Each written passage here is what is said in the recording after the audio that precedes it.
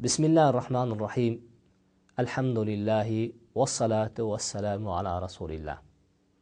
Men бұл сөзімді ырайымдуу жана боорукер Алланын аты менен баштап, ал улуу затка мактоолор жана шүгүрчүлүктөрдү айтып, жана анын акыркы элчисине, акыркы окуу ээсине пайгамбар саллаллаху алейхи ва саллям Мухаммад саллаллаху алейхи ва саллямга салават саламдарды жолдойм.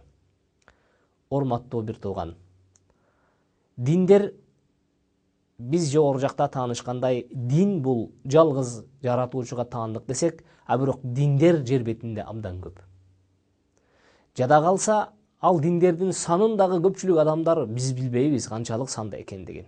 Бирок адамдар аны мыйзам катары, ишеним катары тутуп келишет, жашап келишет. Келиңиз биз бардык динге токтолгондон мурда мына ошол асман диндерине, асман китептерине негиз алган диндерге келип токтололук. Ансыз деле биз билебиз, жер бетиндеги болгон улуу диндердин бири бул ислам, эң эле жашы, эң эле күчтүүсү, эң эле татыктуусу ислам деп тааныйбыз. Андан кийин христианчылык, андан кийин иудаизм бар, андан кийин буддизм. Буддизм эмне экендигин баары билишет. Будда бул эч кандай асманга байланышпаган дин. Себеби дегенде биз жогору жакта дин эмне дегенде түшүнгөнбүз, дин бул асмандан жерге багытталган окуу деп. Ал эми Будданы бул Будда деген киши жазган. Ал кишинин өзүнүн жеке инсандык пикирине негиз алган китеп. Ошо инсандык ойго, акылга негиз алган окуу. Андыктан муну биз асман китептерине, асман диндерине кошо албайбыз.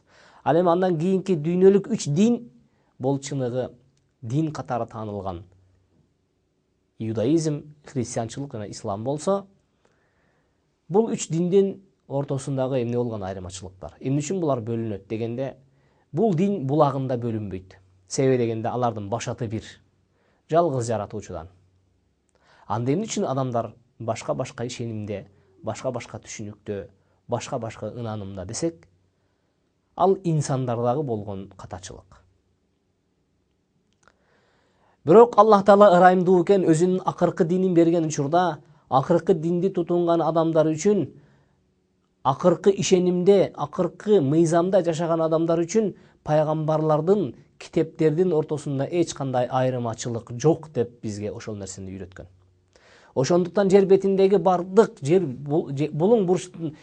булуң бурчунда жашаган адамдардын бардык пайгамбарларга тегиз ишенип, бардык китептерге тегиз ишеним тутуп келишет.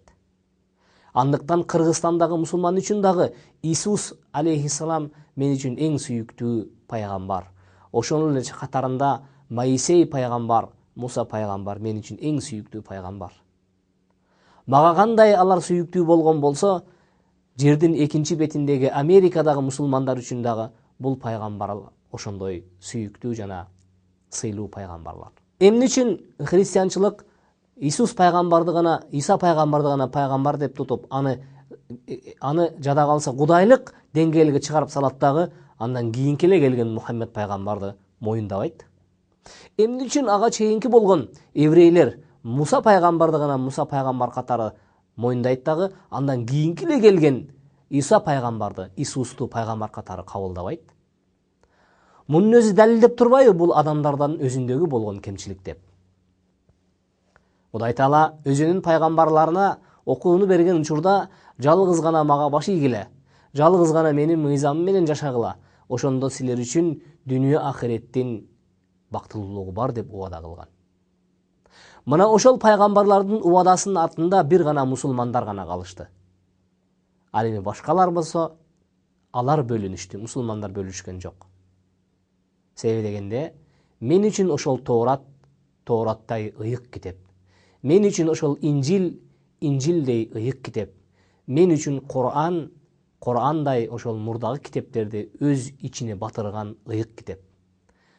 Мен үчүн Муса пайгамбар, Моисей ошондой ыйык пайгамбар. Мен үчүн Иса пайгамбар ошондой ыйык пайгамбар. Мен үчүн Мухаммед пайгамбар мана ошол мурдагы бир туугандары келгендей ыйык пайгамбар. Анда бизге түшүнүктүү болот. Эмне үчүн диндерде көз караш башкача десе, Эмне үчүн диндер бөлүнөт десе, асмандан түшкөн диндер бөлүнгөн эмес, балким асмандан түшкөн окууну өз ордунда сактабаган адамдарда болгон көйгөй, мүчүлүш. Адамдар ошол окууну туура эмес кабылдады. Ар бири окуу алган учурда, ар бири пайгамбар туткан учурда аларды же пайгамбарды кудайлык деңгээлге көтөрүп салды, же болбосо болбоду дегенде менин пайгамбарымдан кийин пайгамбар жок деп өзүнүн түшүнүгүндө гана калды. Эч качан ал Кудай Тааладан келген көрсөтмөгө баш ийген жок. Көйгөй ушул жерде. Адам кайсыл учурда көрсөтмөдөн баш тартканда ал адашууга барат. Адам качан өз жаратуучусуна моюн сунбаганда ал күнөөкөрчүлүккө батат. Жыйынтыгында биз айтабыз, жер бетиндеги адамдардын башын бириктирген, максатын багыттаган, алардын санаасын топтогон жалгыз гана дин ислам дини. Мына ошол христианчылыкты туткандарды дагы ичине батырган, мына ошол иудейлерди дагы ичине батырган, мына ошол таптакыр динсизди да ичине батырган бул ислам гана. Андыктан Аллах Таала бул динди «Ал-яума акмалту лакум динакум ва атмамту алейкум ни'мати ва радиту лакум ал-ислама дина». Садакаллаху азим. Мына ушундай деген аят менен коштогон. Эмне дейт? Мына мен бүгүн силерге диниңерди толук кылдым, жакшылыгымды дагы толтуруп бердим, жана өзүм ыраазы болуп силерге исламды сундум деп пендезатка кайрылат. Жараткан өзү ыраазы болгон дин, мыйзам мына ушул. Мына ошол дин башка адамдардын да башын бириктирип алып келип бир жерге коет.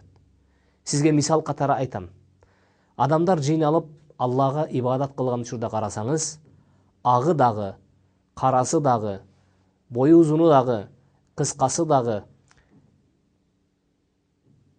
Жөнөкөй тил менен айтканда, адам пенденин ичинде канча улут, канча коом болбосун, анын бардык өкүлдөрү бир катарда, бир убакта тизе бүгүп, бир багытта жаратканга сыйынышат. Мына ушул бул адамдардын көз карашын барын кайрадан топтоп келип, аларды бир катарга тизген чыныгы мыйзам, чыныгы дин бул ислам. Сиз менен биз кийинки көрүшкөнгө чейин саламатта калыңыз. Ассаламу алейкум ва рахматуллахи ва баракатух.